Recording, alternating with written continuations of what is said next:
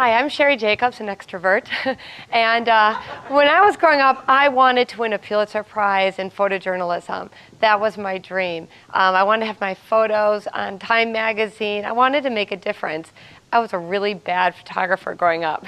I didn't become a Pulitzer Prize winning photographer. I became a marketing professional, an association professional, a runner, but I did learn some great lessons along the way, and I'm going to share those with you today, as long as I keep my voice for these 5 minutes. I worked at a lot of newspapers along the way, and I took pictures. I was tear gassed at a prison riot. I took pictures of kids riding sheep in Ogden, Utah, and I learned a lot of lessons in between working for these papers.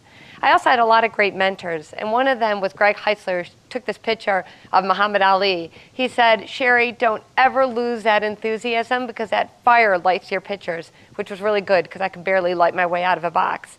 I also learned from Eddie Adams. He did win a Pulitzer Prize for this photo he took in Vietnam. And when I talked to Eddie, one of the lessons I learned from him was that you can't let your emotions interfere or stop you from achieving your mission.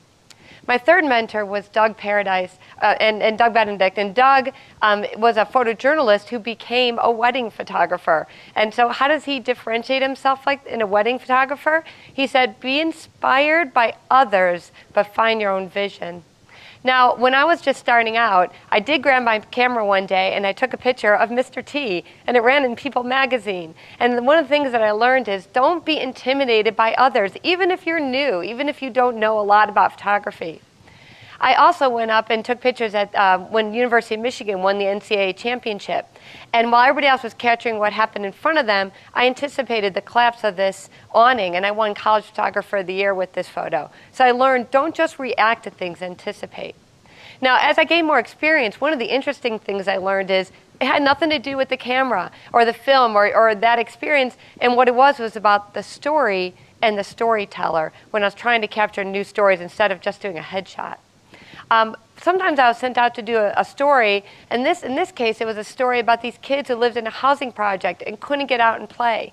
So I had to tell an entire story, but with one photo. So I looked around, and you really have to learn a lot about what you're taking pictures of.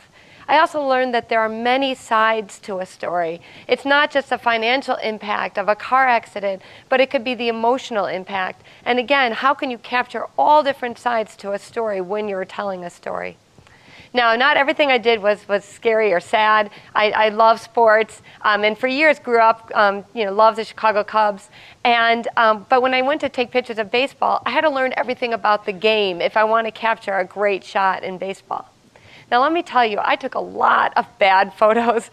And what I did learn is that sometimes you have to take 10,000 terrible pictures in order to get that great picture. You just have to keep trying. You don't stop just because what you shot didn't turn out what you liked. But eventually, if you keep trying, you can get a better picture. And if you're not getting that good one, maybe you're just not close enough. So I learned to get closer to my subjects. I even got closer to this bear to get that photo.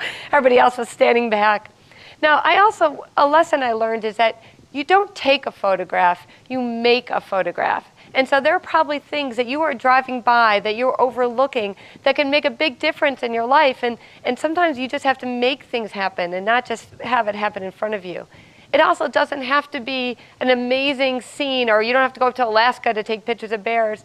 Sometimes it's just the simple things in life that had the biggest impact. That's a photo of my daughter on the first day of the snow, and I thought that had impact.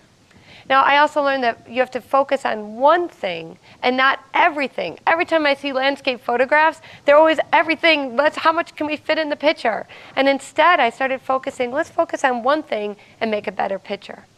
You also want to show a different perspective. Everybody takes a picture right here. They stand right here until they start walking around with me and they see that I get on the ground and I stand on things and I look up in the sky, and that's how I captured that photo of this eagle on the top of a church. Now, I believe strongly in that saying that chance favors a prepared mind. And when I was in Alaska and everybody was taking pictures of these the ice out there, then they went inside. And I just kept working, and I was like, I know I'm going to capture that great photo if I wait, and that bird will fly by. Finally, if you're out there shooting, things will happen for you. And if you're not, you'll only hear about it. So thank you very much.